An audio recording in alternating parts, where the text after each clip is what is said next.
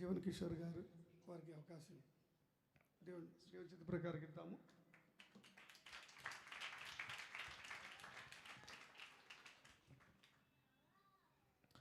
ప్రభు నామానికి స్తోత్రాలు. కూడి వచ్చిన మీ అందరికీ నా హృదయపూర్వక వందనాలు. అందరు ఎలా ఉన్నారండి? క్షేమంగా ఉన్నారా? ఈ రెండవ రోజు సభలకు వచ్చిన మీ అందరికీ కూడా క్రీస్తునందు స్వాగతం.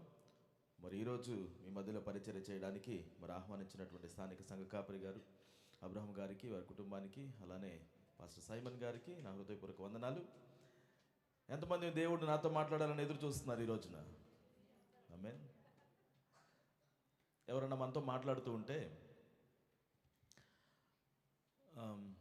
మనం వాళ్ళతో మాట్లాడుతూ ఉంటే కొంత సమయానికి వాళ్ళు మన మాట వినట్లేదని అనిపిస్తే అప్పుడేమంటాం?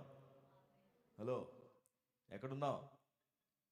మన ముందే ఉన్నారు కదా, అయినా కానీ వినట్లేదు. నేను నీతో మాట్లాడుతూ ఉంటే ఎటు ఆలోచిస్తున్నావు అని అంటాం. అక్కడే ఉన్నారు, వాళ్ళు రెండు చెవులు పనిచేస్తున్నాయి, కానీ ధ్యాస మాత్రం అక్కడ లేదు. ఈరోజు అలా మన రెండు చెవులు పనిచేస్తూ ధ్యాస ఎక్కడో పెట్టకుండా మనం చాలా అటెంటివ్గా దేవుని యొక్క మాటను వినడానికి మనం సిద్ధపడదాం. హల్లెలూయా. ఇంటి దగ్గర ఏముంది పరిస్థితులు, వీటన్నిటి గురించి ఇప్పుడు ఆలోచించకండి. ఇప్పుడు అందరం కూడా ఇక్కడ దేవుని సన్నిధిలోనికి వచ్చి ఉన్నాం. ప్రభువా నాతో మాట్లాడండి. ఏమడగాలి దేవుణ్ణి? మనం కోరుకుంటే దేవుడు మనతో మాట్లాడతాడు. నిన్నటి దినాన్న మనం దేని గురించి మాట్లాడుకున్నాము గుర్తుందా?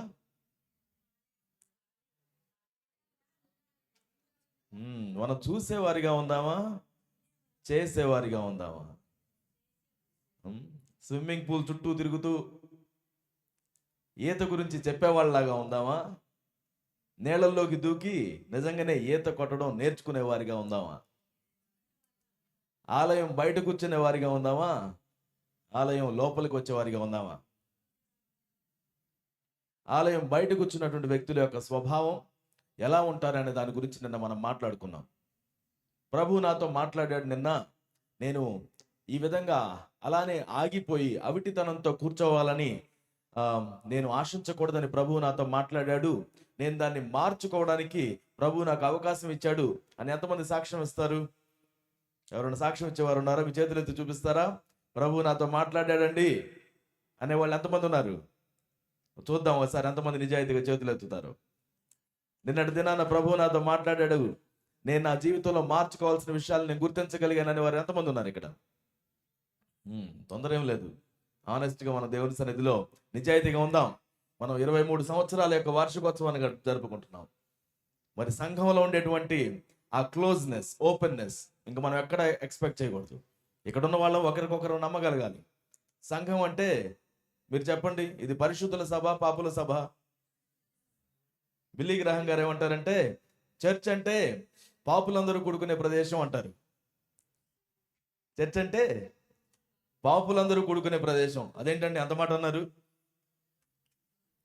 ఎందుకంటే ఇక్కడ కూర్చున్నటువంటి వారు మాత్రమే, సంఘంలో సభ్యులు మాత్రమే గుండె మీద చేసుకొని చెప్పగలుగుతారు, నేను పాపిని.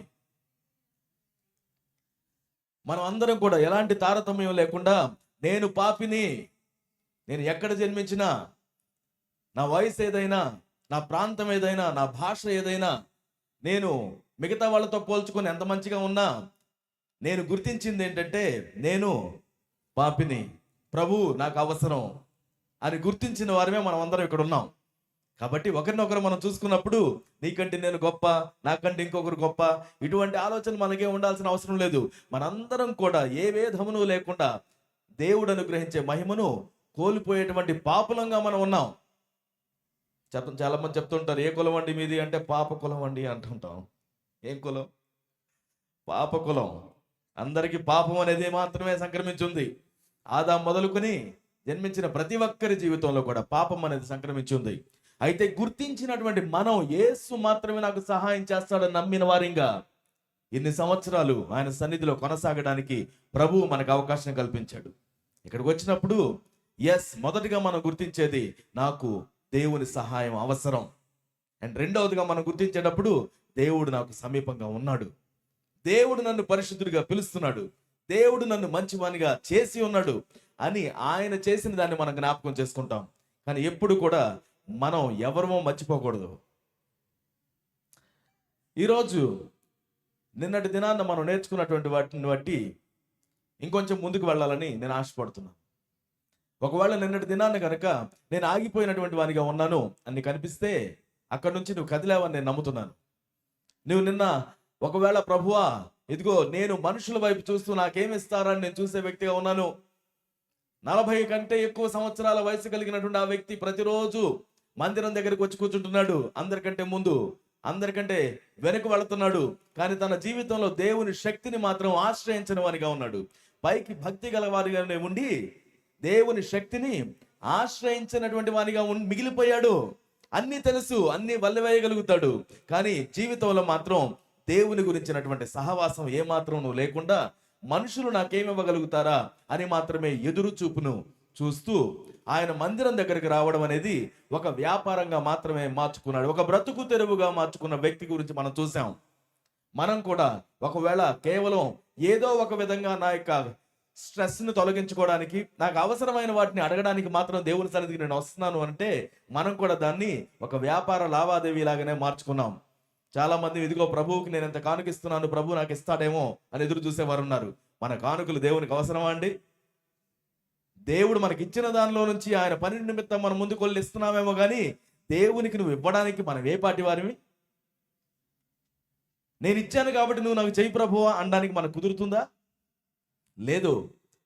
మనము దేవుని యొక్క సన్నిధిలో ఎటువంటి వారేమో జ్ఞాపకం చేసుకుంటూ ఆగిపోయిన వారిగా మనం ఉండకుండా ముందుకు సాగాలి అని ప్రభు ఇచ్చిన ప్రేరేపణను బట్టి మనం ముందుకు సాగడం నేర్చుకో.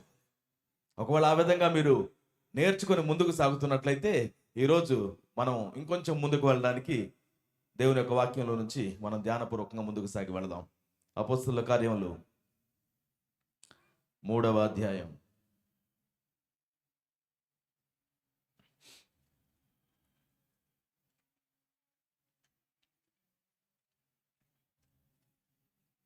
1 నుండి మరొకసారి నేను చదువుతున్నాను. పగలు 3 గంటలకు ప్రార్థనా కాలమున పేతురును యోహానును దేవాలయమునకు ఎక్కి వెళ్ళుచుండగా పుట్టినది మొదలుకొని కుంటివాడైన ఒక మనుష్యుడు మోసికొని పోబడుచుండెను. వాడు దేవాలయములోనికి వెళ్ళువారిని భిక్షమడుగుటకు కొందరు ప్రతిదినము వానిని శృంగారమును దేవాలయపు ద్వారమునొద్ద ఉంచుచూ వచ్చిరి. పేతురును యోహానును దేవాలయములో ప్రవేశింపబోవునప్పుడు వాడు చూచి భిక్షమడుగగా పేతురును యోహానును వానిని తేరి చూచి మా తట్టు చూడుమనిరి. వాడు వారి యొద్ద ఏమైనా దొరుకునని కనిపెట్టుచు వారి యందు లక్ష్యముంచెను. ఇంతవరకు చూద్దాం.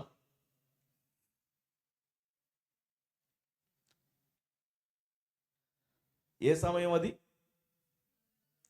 పగలు 3 గంటలు అంటే మధ్యాహ్నం పూట 3 గంటల ప్రాంతంలో ప్రార్థించడానికి అపోస్తలులుగా ఉన్నటువంటి పేతురు యోహాను ఏ దేవాలయపు ద్వారం దగ్గరికి వెళ్ళారు? శృంగారము ఏమనుంది అక్కడ? దేవాలయం పేరు శృంగారం కాదులేండి, ద్వారం పేరు. శృంగారమును దేవాలయపు ద్వారమునొద్ద అక్కడికి వెళ్ళి ఆ గేట్లో నుంచి లోపలికి వెళ్ళాలని వెళుతుంటే అక్కడ ఒక మనిషి కనబడ్డాడు. ఆ మనిషి ఎన్ని సంవత్సరాల వయసు కలిగిన వ్యక్తి అని చెప్పుకున్నాం? 40 సంవత్సరాల కంటే ఎక్కువ వయసు కలిగినటువంటి వ్యక్తి. ఆ వ్యక్తిని ప్రతిదినము కూడా పుట్టుకతోటి ఆయన కుంటివాడిగా ఉంటే ఉదయాన్నే ఆయన్ని తీసుకుని వచ్చేవారు, సాయంత్రానికి తీసుకుని వెళ్ళేవారు. వేరే వాళ్ళ భిక్ష మీద ఆధారపడుతూ ఉండేవాడు. ఇతరులు నాకేమైనా భిక్షమిస్తారేమో అని ఆశతో ఎదురు చూపుతూ పొందినటువంటి దానితో తన యొక్క జీవితాన్ని కొనసాగించేటువంటి అలవాటు కలిగినటువంటి ఒక వ్యక్తిని చూస్తున్నాం. 3వ వచనం, పేతురును యోహానును దేవాలయములో ప్రవేశింపబోవునప్పుడు వాడు చూచి భిక్షమడుగగా పేతురును యోహానును వానిని తేరి చూచి ఏమడిగాడు? ఆయన వచ్చి, అయ్యా నాకు ధర్మం చేయండి, నేను ఆకలి కొని ఉన్నాను, నాకు సహాయం చేయండి, కదలలేని స్థితిలో ఉన్నాను, నాకు కొంచెం డబ్బులు ఇవ్వండి. పేతురు యోహాను ఏం చేశారట? వానిని తేరి చూచి, వాని వైపే చూసి ఆగి చూసి మా తట్టు చూడుమో అనిరి. వాడు వారి యొద్ద ఏమైనా దొరుకునని కనిపెట్టుచు వారి యందు లక్ష్యముంచెను. ఈరోజు దేవుని యొక్క సంఘంలో మనమందరం కూడా ఆయనను ఎరిగిన వారిగా ఉన్నాం. మీరు ఎంతమంది నేను యేసును ఎరిగిన వానిగా ఉన్నానని చెప్తారు?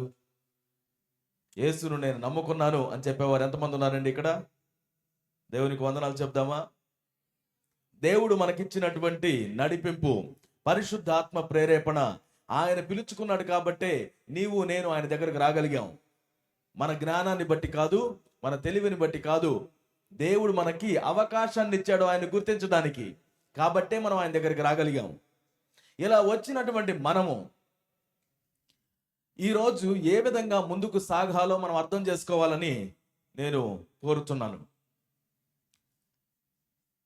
మనం దేనికోసం వెతకాలో మనం గుర్తించాలి అని మీరు ఆశించాలి అని నేను ఆశపడుతున్నాను. దేనికోసం వెతకాలి? దేనికోసం వెతకాలి? పరలోకం కోసం వెతకాలి అని కొంతమంది అంటున్నారు. పరలోకం కోసం వెతికి వెతికి అలసిపోయి ఉన్నాం కాబట్టే ఆయన మీరు వెతకలేరులే అని ఆయనే వచ్చాడు. ఆయన వచ్చి నేనే మార్గాన్ని అని చెప్పాడు. మనం ఎక్కడికి వెతకాల్సిన అవసరం లేకుండా ఆయనే వచ్చాడు. ఆ వ్యక్తి ప్లేస్లో మనం కాసేపు ఉండి ఆలోచించాలని నేను కోరుతున్నాను. ఆ భిక్షను వెతుకుంటున్నటువంటి ఆ కుంటివారి యొక్క ప్రదేశంలో చాలా సమస్యల్లో ఉన్నాడు, అవసరతల్లో ఉన్నాడు. ఆ అవసరతలకు తగినటువంటి విధానంలోనే అడగాల్సిన దాన్ని అడుగుతున్నాడు. తన ప్రార్థన ఏంటంటే నాకు ఆకలి తీరాలి, నాకు ధనం కావాలి. ఈరోజు దేవునికి మనం చేసే ప్రార్థనలు ఎలా ఉన్నాయో కొంచెం పరీక్షించుకోవాలి. ఎటువంటి ప్రార్థనలు మనం చేస్తున్నాం? దేవా, నాకు ఒత్తిడి ఎక్కువైంది, నా ఒత్తిడిని కొంచెం తగ్గించండి. ఇంకా ఎలాంటి ప్రార్థనలు చేస్తున్నాం? నాకు అప్పులు చాలా ఎక్కువయ్యాయి, నా అప్పులను తీర్చండి. నాకు నొప్పులు చాలా ఎక్కువయ్యాయి, వాటి నుంచి ఉపశమనాన్ని ఇవ్వండి. నాకు జబ్బులు ఎక్కువయ్యాయి, వీలైతే కొంచెం నొప్పి తగ్గేటట్టు చేయండి. మనం ఉపశమనం కోసం ప్రభువుని అడుగుతూ ఉంటాం. మన కళ్ళ ముందు జరిగేటువంటి దాని నుంచి మనం బయటికి రావడానికి ప్రభువుని అడుగుతూ ఉంటాం. ప్రభువా నాకు సహాయం చేయండి. ఇతరులు మనం ప్రార్థించమని అడిగినప్పుడు కూడా ఏమని అడుగుతాం? నాకు ఈ సమస్యలు ఉన్నాయండి, దీని గురించి ప్రార్థించండి. అలా ప్రార్థించడం తప్పేం కాదే. దేవుడు మనకున్నటువంటి వాటిని తీర్చాలని కోరుకుంటాడు కదా. ఎఫెసీయులకు రాసిన పత్రిక 2వ అధ్యాయంలో మనం చదివే ఒక వచనాన్ని మీకు నేను గుర్తు చేయాలని ఆశపడుతున్నాను. ఎఫెసీయులకు రాసిన పత్రిక 2వ అధ్యాయం 3వ అధ్యాయం 20వ వచనం చదువుతారా? మనలో కార్యసాధకమైన తన శక్తి చొప్పున మనము అడుగు వాటన్నిటికంటేను ఊహించు వాటన్నిటికంటేను అత్యధికముగా చేయ శక్తి గల దేవునికి క్రీస్తు యేసు మూలముగా సంఘములో తరతరములు సదాకాలము మహిమ కలుగునుగాక. దేవుడు ఎట్లాంటి వాటిని ఇస్తాడంటండి? మనం అడుగు వాటన్నిటికంటే, ఊహించు వాటన్నిటికంటే అత్యధికముగా చేయగలిగిన దేవుడు.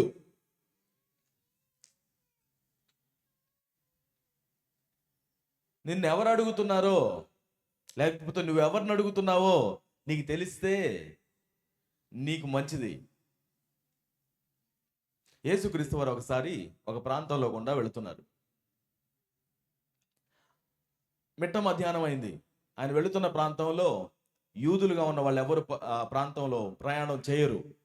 సమరయ అనేటువంటి ప్రాంతంలో కూడా ఆయన వెళుతున్నాడు. ఆ మిట్ట మధ్యాహ్నం ఆ బావి దగ్గర కూర్చొని ఉంటే ఒక స్త్రీ అక్కడికి నడుచుకుంటూ వచ్చింది. నీళ్లు చేదుకోవడానికి వచ్చింది. ఆ బావి చాలా పురాతనమైంది.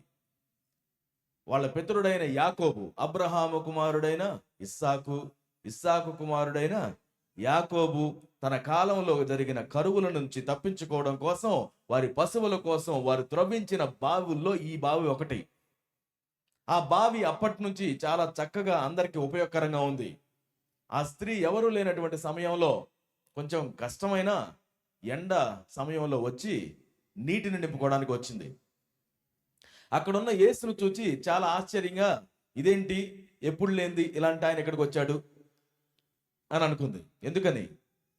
ఆ ప్రాంతంలోనికి యూదులు ఎప్పుడూ రారు. ఇశ్రాయేలీయులు ఆ ప్రాంతంలో సంచారం చేయరు. అక్కడ ఉన్నటువంటి యూదులు యెరూషలేముకి వెళ్ళడం వాడుక. ప్రతి సంవత్సరం కూడా పండుగలు జరుగుతున్నప్పుడు యెరూషలేము మందిరం దగ్గరికి వెళ్ళి అక్కడ ఆ పండుగల్ని ఆచారంగా సెలబ్రేట్ చేసుకునేవారు. వాళ్ళున్న ప్రాంతంలో నుంచి యెరూషలేముకి వెళ్ళాలి అని అంటే సమరయ పట్టణం గుండా వెళితే చాలా తక్కువ దూరం. అయినప్పటికీ కూడా వీరు చుట్టూ తిరిగి వెళ్ళేవాళ్ళు, చాలా దూరం తిరిగి వెళ్ళేవాళ్ళు. రోడ్లు లేవని కాదు, ఆ మనుషులంటే వాళ్ళకున్న అసహ్యం అలాంటిది. వీళ్ళు కంప్లీట్గా యూదుల యొక్క తరం నుంచి వచ్చిన వారు కాదు. ఇశ్రాయేలీయులు అన్యులు కలిస్తే పుట్టినటువంటి వారు సమరయులు. వారిని చేదరించుకునేవారు, వారిని పాపులుగా పరిగణించేవారు. అట్లాంటి మార్గంలోనికి వెళ్ళి అట్లాంటి ప్రజలు ఉపయోగించేటువంటి సాధనాల దగ్గర ఒక యూదుడు కూర్చొని ఉండడం చాలా ఆశ్చర్యంగా అనిపించింది. మౌనంగా తన పని తను చేసుకుంటుంది. అంతలోకి ఈయన నోరు విప్పి, అమ్మా నాకు కొంచెం మంచినీళ్ళు ఇస్తావా అని అడిగితే ఆవిడికి వెంటనే వచ్చిన సమాధానం ఏంటో తెలుసా? యూదుడవై ఉండి నువ్వు నన్ను ఎలా అడుగుతున్నావు? మంచినీళ్ళు అడగడం పాపమా? అది పాపంలాగానే అనిపించింది. అసలు నువ్వు మమ్మల్ని ఎలా అడుగుతున్నావు? సావనైనా తెస్తారు కానీ మా దగ్గర సహాయం మీరు కోరుకోరు కదా, అంతగా చేదరించుకుంటారు కదా. అప్పుడు ఆయన ఏమన్నాడు గుర్తుందా? ఏమన్నాడు చూద్దాం ఒకసారి. ఏమన్నాడు? యోహాను సువార్త 4వ అధ్యాయం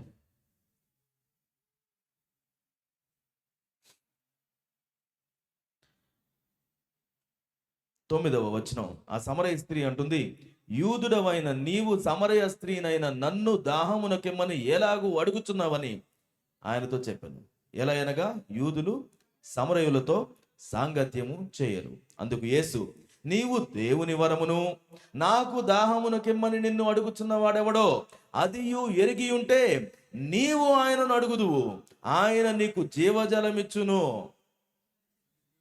నిన్నెవరు అడుగుతున్నారో, నీ ముందెవరున్నారో, ఆయన ఎవరో నీకు తెలుసుంటే నేను నిన్ను అడగడం కాదు, నువ్వు నన్ను అడుగుండేదానివి. దేవునిని మనం అడిగేటప్పుడు, ఆయన సంఘంలో మనం ప్రార్థించేటప్పుడు మనం ఏం అడుగుతున్నాం అనేది ఎదుటి వారు ఎవరు అన్నదాన్ని బట్టి మనం అడుగుతూ ఉంటాం. ఏమండి? ఎవరైనా ఎక్కువగా డబ్బులు లేనటువంటి వ్యక్తి ఉన్నాడు అనుకోండి, నీకు తెలుసు వాళ్ళ దగ్గర లేవని, వాళ్ళ దగ్గరికి వెళ్ళి నాకు 1,00,000 రూపాయలు ఇవ్వని అడుగుతావా? న్యాచురల్ గాని అడగం. ఎందుకని? అదే ఒక బాగా ధనవంతుడిగా ఉన్నటువంటి వ్యక్తి, కోట్లాధిపతి ఉన్నటువంటి వ్యక్తి నీకు తెలుసు, ఆయన దగ్గరికి వెళ్ళి నాకు కొంచెం 10 రూపాయలు ఇస్తావా అని అడుగుతావా? అడుగుతారా అండి? ఎందుకు అడగరు? కోట్లాధిపతి కదా, 10 రూపాయలు ఎందుకు అడగరు? ఎందుకు అడగరు? ఆయన్ని అవమానపరిచినట్టు ఉంటుంది అది 10 రూపాయలు అడిగితే. ఎందుకని? 10 రూపాయల కోసం నా దగ్గరికి రావాలా? అవసరం లేదు కదా. ఆయన దగ్గరికి వెళ్తే ఏం అడుగుతాం మనం? 1,00,000 రూపాయలు అడగడంలో వెనకాడాల్సిన అవసరం లేదు. ఎందుకని? తను ఇవ్వగలుగుతాడు కాబట్టి, తన దగ్గర ఉన్నాయని నీకు తెలుసు కాబట్టి. మరి మనం దేవుని దగ్గరికి వచ్చినప్పుడు ఎందుకో చిన్న చిన్నవి అడుగుతాం. చిన్న చిన్నవి అడగొద్దని నేను అనడంలా, ఆ చిన్న చిన్నవి మాత్రమే అడుగుతాం. ఎందుకో? పరీక్షలు వచ్చినప్పుడు నా పరీక్షల్లో పాస్ అవ్వాలని అడుగుతారు.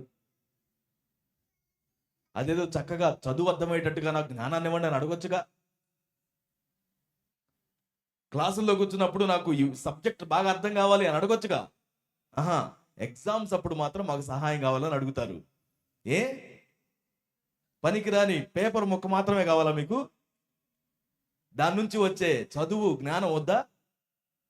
మరి అది ఎందుకు అడగం? ఇప్పటికి దీని నుంచి తప్పించుకుంటే చాలు అని అనుకునేటట్టుగానే మనం దేవునికి ఎందుకు ప్రార్థన చేస్తున్నాం? నాకున్న నొప్పులను తొలగించు ప్రభువా అని అడగడం సులభమే. ఆ నొప్పులకి కారణమైన అలవాట్లు తొలగించడానికి దేవుణ్ణి అడగొచ్చుగా. అవి ఎందుకో తొందరగా అడగం. ఎందుకని? ఆ అలవాట్లు మారాలంటే ముందు మన కోరికలు కూడా మారాలిగా. మన లైఫ్ స్టైల్ మార్చుకోవాలి కదా. అది మనకి ఇష్టం లేదు. ఈ రోజుకి వచ్చి నొప్పి తగ్గించు ప్రభువా చాలు. రేపు నొప్పి వస్తే మళ్ళీ వచ్చి ప్రార్థన చేయించుకుంటా. అయ్యగారు నాకు ప్రార్థన చేయండి. తర్వాత సంఘానికి వచ్చి మనం చెప్పుకుంటాం, పోయిన వారంలో నేను ప్రార్థన చేయించుకుంటే నాకు తగ్గిందండి అని. రేపొద్దున మరలా వస్తుంది. ఎందుకని? మార్పు లేదు కదా.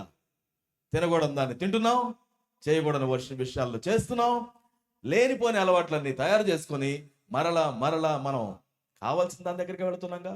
అప్పులు తొలగించండి అయ్యా అని ప్రార్థన చేస్తావు, దేవుడు అప్పుల్లో నుండి నిన్ను బయటికి తీసుకొస్తాడు.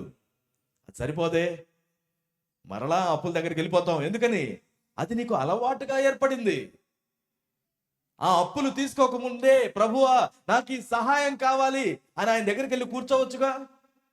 ఆయన నీ చేతుల్లో పెట్టినటువంటి పనిని నమ్మకంగా చేయొచ్చు కదా. నమ్మకంగా నువ్వు చేసేటువంటి పనుల్లో ప్రమోషన్ సంపాదించవచ్చు కదా. ఎక్సలెంట్గా ఉండొచ్చు కదా చేసే వాటిల్లో. వాటి మీద ఎందుకు మనం దృష్టి పెట్టం? ఇప్పటికి నాకు సహాయం కావాలంతే. ఆ సహాయం దేవుడు చేయడంలో ఆలస్యం అవుతుంది కాబట్టి నాకు ఎవరన్నా అప్పిస్తారేమో అని అందరిని అడుగుతాను. ఏ నీ దేవుడు అప్పులు మాత్రమే తీరుస్తాడా? నువ్వు అప్పు తీసుకోకముందు నీకు సహాయం చేయడా? ఎందుకో మరి దాని దగ్గర మనకు ప్రార్థన రాదు. అప్పుడు కూడా మనం ప్రార్థన చేస్తాం, నాకు ఎవరైనా అప్పిచ్చేటట్టు సహాయం చేయి ప్రభువా అని.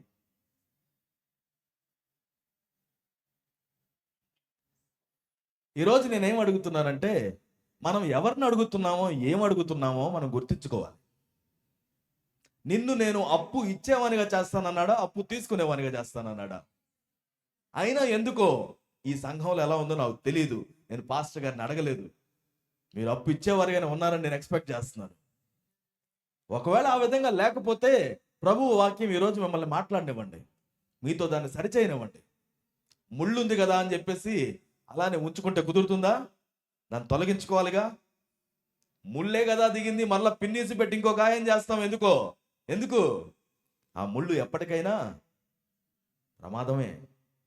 మనలో ఉన్న అలవాట్లు మనం మార్చుకోకుండా, అయ్యో నేను ఇన్ని సంవత్సరాల నుంచి మందిరానికి వెళ్తున్నాను కానీ నా జీవితంలో ఈ మాత్రం మార్పు లేదు అని నువ్వు అనుకుంటే ముళ్ళు ఇంకా అక్కడే ఉంది. వాక్యం నిన్ను నీ జీవితంలో దాన్ని చొరపడి దాన్ని బయటికి తీయనివ్వండి. అలవాట్లలో మనకు మార్పులు అవసరం అండి. దేవుని వాక్యం మన ఆలోచనలు మారుస్తుంది, అలవాట్లను కాదు. అలవాట్లు నువ్వే మార్చుకోవాలని చెప్తుంది. బలవంతంగా దేవుడు నీ ఆలోచనని మార్చడుగా. ఉదయాన్నే నిద్ర లేచి దేవునికి ప్రార్థన చేయాలని తెలుసు, వేకువ జామునే లేచి ప్రభువుని స్తుతించడం తెలుసు, వాక్యం బోధిస్తుందన్న విషయం తెలుసు. కానీ చేయడం మాత్రం నీదే వంతు. బలవంతంగా దేవుడు నీ చేత దాన్ని చేపించడు.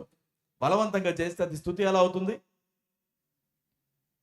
దేవుని వాక్యం మనకు బోధించే వాటిని అలవాటుగా చేసుకోవాలి అనే విషయం మనం చేసుకోకుండా, నేను మందిరానికి వస్తున్నాను, నాకు వాక్యాన్ని నేను తెలుసుకుంటున్నాను, నా జీవితం ఆటోమేటిక్గా ఆశీర్వదించబడుతుంది అంటే కుదరదండి.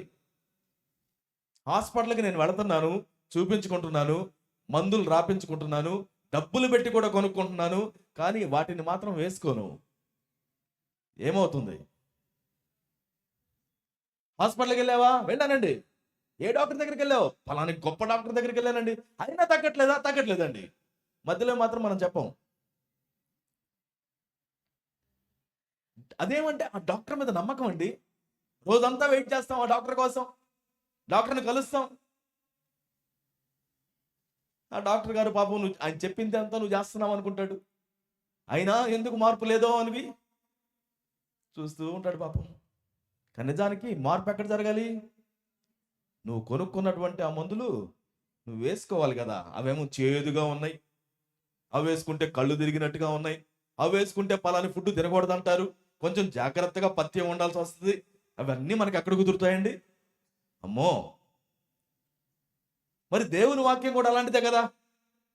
చేదైనటువంటి మందు, నోటికి మాత్రం భలే ఉంటుంది. లేదు, నోటికి చేదుగా ఉంటుంది, లోపలికి వెళ్తే మాత్రం బాగుంటుంది, కానీ నోటి దగ్గరికి వెళ్ళదే. నేను చెప్తుంది అర్థమవుతుందండి? అర్థమైతే ఒకసారి చేతులు ఎత్తి చూపించండి. చాలా సైలెంట్గా, వెరీ గుడ్. మీరు ఆలోచించాలని నేను ఆశపడుతున్నాను. మీరు నిద్రపోకుండా చేయడం నా పద్ధతి కాదండి. ప్రశాంతంగా మీకు నిద్రపోతే అంతకుమించి కావాల్సింది ఏముంది? ఈ రోజుల్లో పెద్ద లేమేంటో తెలుసా? సరిగా నిద్రలేకపోవటం. ఒకవేళ నేను మాట్లాడుతున్న మీకు జోలపాటలాగా నిద్రపోతుంటే దేవునికి స్తోత్రం. బట్ మీ జీవితాన్ని మార్చుకోవాలి, ప్రభువు నాతో మాట్లాడాలంటే మాత్రం మెలకువగా ఉండి వినండి. ఎటువంటి ప్రార్థనలు నువ్వు అడుగుతున్నావు? ప్రభు వచ్చి ఒకసారి శిష్యుల దగ్గరకు వచ్చి, ఇదిగో 3 రోజులు ఎంత రివైవల్ మీటింగ్స్ మళ్ళీ ఉన్నాయి, వేలాది మంది వచ్చారు, వాళ్ళు ఇప్పుడు ఇంటికి వెళ్తున్నారు, కానీ వాళ్ళు పాపం ఆకలి కూడా చెప్పుకోకుండా వెళ్తున్నారు. వాళ్ళకి మీరు ఫుడ్ పెట్టండి, వాళ్ళకి మీరు ఫుడ్ పెట్టండి. గుండెల్లో రాయబడింది వీళ్ళకి. మాకు ఆకలి అవుతుంది, తొందరగా వెళితే మాకెవరు ఉండి పెడతారా అని చూస్తున్న వీళ్ళకి ఫుడ్ పెట్టమంటే, అయ్యా ఎంతమంది ఉన్నారు చూసావు నువ్వు, కొంచెం వీళ్ళకి ఫుడ్ పెట్టాలా? ఫిలిప్పు అనే వ్యక్తితో మాట చెప్తే ఫిలిప్పు కొంచెం మొత్తం కౌంట్ వేసుకొని మనసులో, అయ్యా 200 దేనారములు మన చేతిలో ఉన్నా కానీ ఎన్ని కుదరవు, లెక్క చెప్పేశాడు. ఇదిగో 5,000 రూపాయలు మన చేతిలో ఉన్నా వీళ్ళకి మాత్రం ఫుడ్ రాదు. ఆయన ఏమన్నాడండి? నీ దగ్గర ఏమున్నాయి? దేవుడు మనల్ని ఏదైనా చేయమని చెప్తే, ఒక బాధ్యతను అప్పగిస్తే, మీ అందరికీ బాధ్యతలు ఉన్నాయి. చిన్నపిల్లలు మొదలుకొని పెద్దవారి వరకు, మరి చిన్నపిల్లలకి వారి తల్లిదండ్రుల మాట వినడం అనేది బాధ్యత. చదువుకునే వాళ్ళకి వాళ్ళ యొక్క క్లాస్లో చక్కగా ఉత్తీర్ణత సాధించాలి అనేటువంటి బాధ్యత. వృత్తి చేసేవాళ్ళు, అది ఎలాంటి వృత్తి అయినా దానిలో నమ్మకంగా ఉండేటువంటి బాధ్యత, ఎదిగేటువంటి బాధ్యత. కుటుంబంలో ఒకరినొకరు ప్రేమానురాగాలతో కొనసాగించుకునే బాధ్యత, అర్థం చేసుకునే బాధ్యత, లోబడేటువంటి బాధ్యత, మాట వినే బాధ్యత, మనస్సు మార్చుకునే బాధ్యత, నోటి మాటల్లో జాగ్రత్తగా ఉండే బాధ్యత, అన్ని విషయాల్లో డబ్బును సంపాదించే బాధ్యత, దానిని వృధా ఖర్చులు పెట్టుకోకుండా ఉండే బాధ్యత, జాగ్రత్తగా సేవ్ చేసుకునే బాధ్యత, అన్నీ ఉన్నాయి.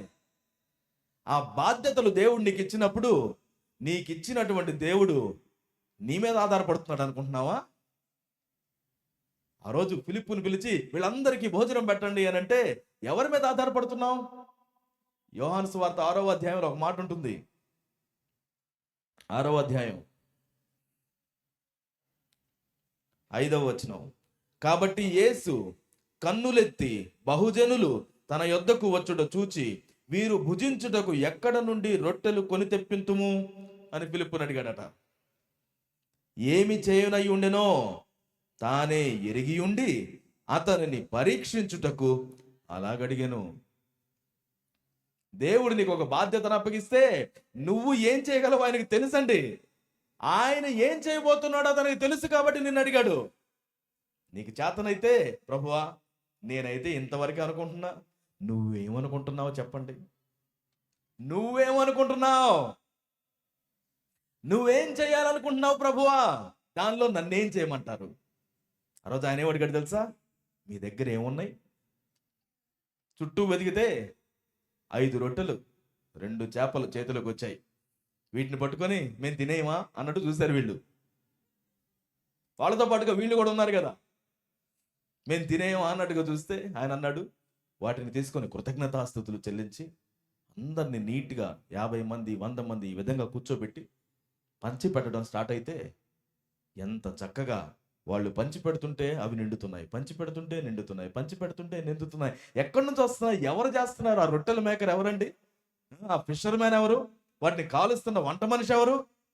సమస్తము దేవుడు తానే అయ్యుండి సమస్తాన్ని వారి చేతుల్లోకి అనుగ్రహిస్తూ ఉంటే, అంత గొప్ప దేవుణ్ణి కలిగినటువంటి మనం, నా బాధ్యత నా వల్ల కావట్లేదు, నేను ఏమాత్రం ముందుకు సాగలేకపోతున్నాను, నేను ఏది సాధించలేకపోతున్నాను అని మన వైపు చూసుకుంటూ ఉంటే ఆయన ఏమంటాడు తెలుసా? నిన్ను అడుగుతున్నవాడు ఎవరో నీకు తెలిస్తే నువ్వు ఆయన్ని అడుగుతావు.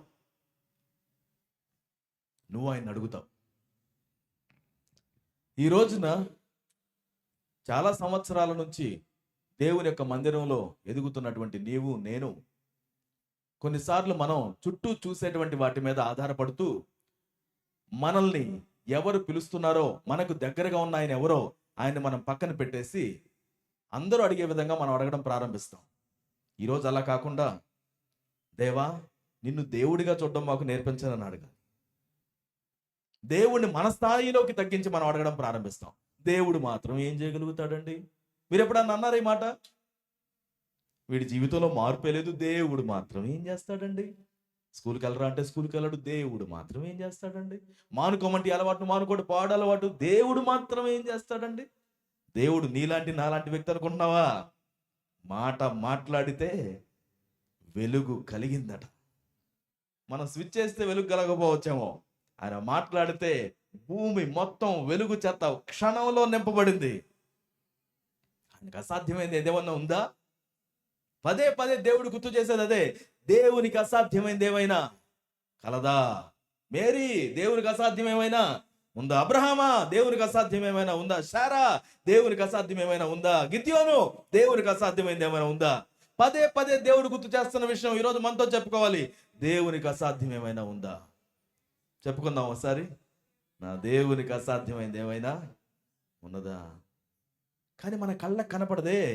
కళ్ళకు కనపడేది 5 రొట్టెలే, కళ్ళకు కనపడేది 2 చేపలే, మనకున్న చిన్న టాలెంటే, మనకున్న కొంచెమే స్కిల్, మనకున్నటువంటి కొంచెమే కుటుంబం, మనకున్న కొంచెమే బ్యాంక్ బ్యాలెన్స్, మనకున్నటువంటి చిన్న ఉద్యోగం, ఇవే మనకు కనబడుతూ ఉంటాయి. కానీ దేవుడు దాన్ని ఆశీర్వదిస్తే నువ్వు దానిలోనే పరలోకాన్ని అనుభవించగలుగుతావు. ఇదేంటి నా పని ఎంత చిన్నది అని అనుకోవడానికి వీల్లేదండి. ప్రభువునందు మనం కలిగి ఉండాల్సిన విశ్వాసం ఎంత గొప్పదో మనం అర్థం చేసుకోవాలి. లేకపోతే ఆ పేతురు యోహానుల్ని ఆ భిక్షగాడు అడిగినట్టుగా మనం కూడా నాకు కొంచెం చిల్లరిస్తారా, నాకు కొంచెం చిల్లరిస్తారా, ఈ రోజుకి పొట్ట గడవడానికి నాకు కొంచెం చిల్లరిస్తారా?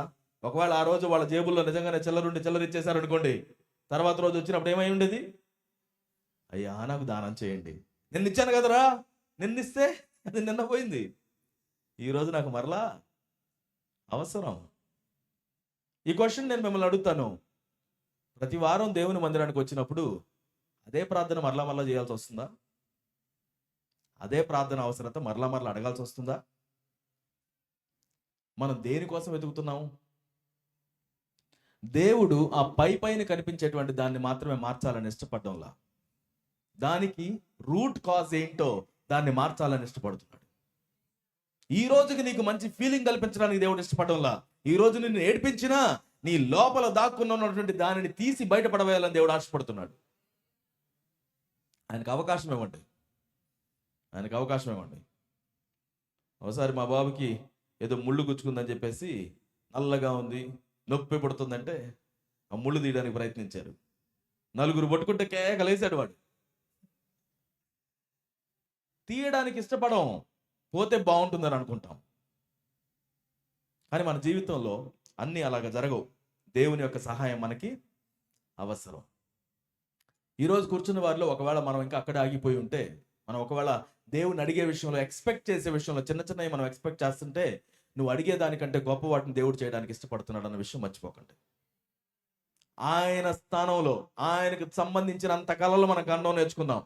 మీలో ఎవరైనా నా కళలు అయిపోయాయిలేండి, పెళ్లి చేసుకున్నాను, నాది అయిపోయింది, ఇంతకుముందు ఏదో అనుకున్నాను, నేను అనుకున్నటువంటి కాలేజీలో జాయిన్ అవ్వలేదులేండి, ఈ కాలేజీలో జాయిన్ అయ్యాను, ఇక్కడ ఏం లేదు, అయిపోయింది నా పని, నేను అనుకున్న దానిలో ర్యాంక్ నాకు రాలేదు, నా జీవితం అయిపోయింది, నేను అనుకున్న చోట ఉద్యోగం నాకు రాలేదు కాబట్టి నా జీవితం అయిపోయింది, నేను అనుకున్నట్టు వీసా నాకు రాలేదు, నా జీవితం అయిపోయింది. లేదు లేదు లేదు, అవన్నీ నిన్ను కేవలం ఆపివేయగలిగాయేమో, కానీ దేవునికి నీ మీద ఉన్న కళలను ఇవేవి ఆపలేవు. ఎంతమంది నమ్ముతున్నారు దాన్ని? నీవు ఎవరివైనా, నీవు ఇంకా బ్రతికి బట్ట కడుతున్నావు అంటే దేవునికి నీ మీద చాలా గొప్ప ప్రణాళిక ఉందని అర్థం. నువ్వు ఎంత వయసులో ఉన్నటువంటి వ్యక్తివైనా, నాదేముందిలేండి జీవితం అయిపోయిందని 100 సార్లు రోజుకు చెప్పుకున్నా, ఆయన అంటున్నాడు లేదు లేదమ్మా. ఎప్పుడన్నా అన్నాను కలిసావా? బైబిల్లో అన్నా అనే ఒక స్త్రీ ఉందట. ఎక్కడ? యెరూషలేము మందిరం దగ్గర.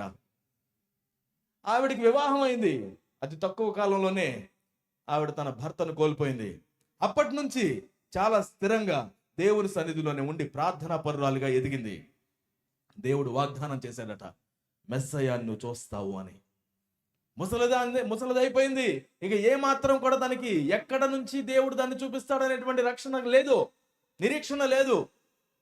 లోకం అంతా గందరగోళంగా అయిపోయినటువంటి ఆ కాలంలో, బానిస బ్రతుకుల్లాగా ఉన్నటువంటి ఆ కాలంలో ఒకరోజు రానే వచ్చాడు రక్షకుడు. చిన్న బాలునిలాగా, మాట్లాడడం రాదు, ఏం చెప్పడం రాదు, కానీ ఆయన్ని చూడగానే తెలిసిపోయింది రక్షకుడు వచ్చాడు అని.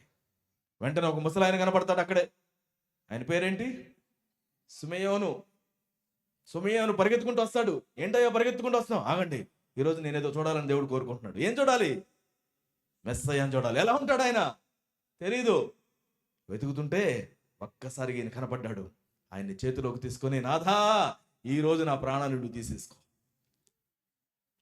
వారిద్దరూ ఆ సమయం వరకు ఉండడానికి ప్రభువుకి కారణం ఉంది. నువ్వు ఒకవేళ ఈరోజు ఇక్కడ ఉన్నావంటే నీకు కారణం ఉంది. మర్చిపోకండి, నీ కుటుంబంలో నువ్వు చేయాల్సినటువంటి కార్యం ఇంకా ఉంది. నీ యొక్క కుటుంబంలోనే, నీ యొక్క బంధువర్గంలోను, నీ స్నేహితుల్లోను, నువ్వు ఉన్నటువంటి కమ్యూనిటీలోను దేవుడు నిన్ను వాడుకోవాల్సిన విధానం ఇంకా అయిపోలేదు. నువ్వు మోకరించి చేసే ఆ ప్రార్థన ఫలితం లేనిది కాదు. నువ్వు ఏం చేయగలుగుతావో దానిని దేవుడు జరిగిస్తాడు. నువ్వు ఊహించిన దానికంటే గొప్పదాన్ని దేవుడికి ఇవ్వాలని ఆశపడుతున్నాడు. ఏ కారణం లేకుండా దేవుడు మనల్ని ఇంకా ఉంచలేదు. మనకంటే బాగా బలాఢ్యులు, బలం కలిగిన వారు, జ్ఞానం కలిగిన వారు, ఆరోగ్యవంతులు మన కళ్ళ ముందు నుంచి వెళ్ళిపోవడం మనం గడిచిన చాలా సంవత్సరాలను చూస్తున్నాం. ఇంకా ఈ రోజుకి కూడా మనం ఉన్నామంటే అదేదో అలా యాక్సిడెంటల్గా ఏదో జరిగిపోతున్నాను అనుకోకండి. దేవుడు ఒక ప్రత్యేకమైన ప్రణాళికను కలిగి మనల్ని అందరిని ఇంకా ఉంచాడు. కాబట్టి ప్రతిదినం, ప్రభువా, ఈ నూతనమైన దినాన్ని నాకు ఇచ్చావు, ఏం చేయమంటావు అని అడిగే వారిగా మనం ఉండాలి. ఆశ చచ్చిపోయిన వారిగా ఉండడానికి దేవుడు కోరుకోవడం లేదు. యవనస్తులుగా ఉండి కూడా మీ యొక్క ఆశ చచ్చిపోయిన స్టేజ్లో మీరుండి అయిపోయింది నా కలలు అని మీరు అనుకుంటూ ఉంటే అది అపవాది స్వరం. ఆయన అంటున్నాడు, నీ కలలు కాదు, నా కలలు ఎలా ఉంటాయి నీకు చూపిస్తాను. నువ్వు ఊహించినటువంటి విధంగా నేను నిన్ను లేవనెత్తగలుగుతాను. నువ్వు ఊహించింది చిన్నదై ఉండొచ్చు, కానీ నేను నిన్ను లేవనెత్తేది మాత్రం ప్రపంచం అంతా చూడగలిగే విధంగా నేను లేవనెత్తుతాను. కనిపించే వాళ్ళు కొంతమంది, కనిపించకుండా గొప్ప గొప్ప కార్యాలు చేసేవారు ఎంతో మందిని దేవుడు లేవనెత్తుతున్నాడు. ఈరోజు సంఘంగా మనం గుర్తించాల్సిన విషయాలని నేను ఒక 2-3 మాటల్లో చెప్పి మనం ముగించుకుందాం. సంఘం ఎటు వెళ్ళాలి? మనం అందరం ఆశీర్వదించబడిన వారిని. ఎంతమంది చెప్పగలుగుతారా మాట, నేను ఆశీర్వదించబడిన వాడిని అని? హల్లెలూయా. దేవుడు మనల్ని ఆశీర్వదించాడు. మనం కాబట్టి ఎవరు ఆశీర్వదించబడ్డామండి? నీకు అలా అనిపించకపోవచ్చేమో, కానీ బలంగా నమ్ముదాం, దేవునిని నమ్మినటువంటి వ్యక్తి ఆశీర్వదించబడ్డాడు. ఇలా ఆశీర్వదించబడినటువంటి వ్యక్తిని మనం ఏం చేయాలి అనే దాని గురించి ఒక 2-3 విషయాల్ని ఈరోజు నేను మీతో చెప్తాను. మొట్టమొదటిగా, మనం చూచేవారిగా ఉండాలి. ఎలా ఉండాలి? నిన్నేమో చూచేవారిగా ఉండొద్దు, చేసేవారిగా ఉండొద్దు ఉండమన్నారు. ఈరోజు ఏంటో సడన్గా చూసేవారిగా ఉండమంటున్నారు ఏంటండి?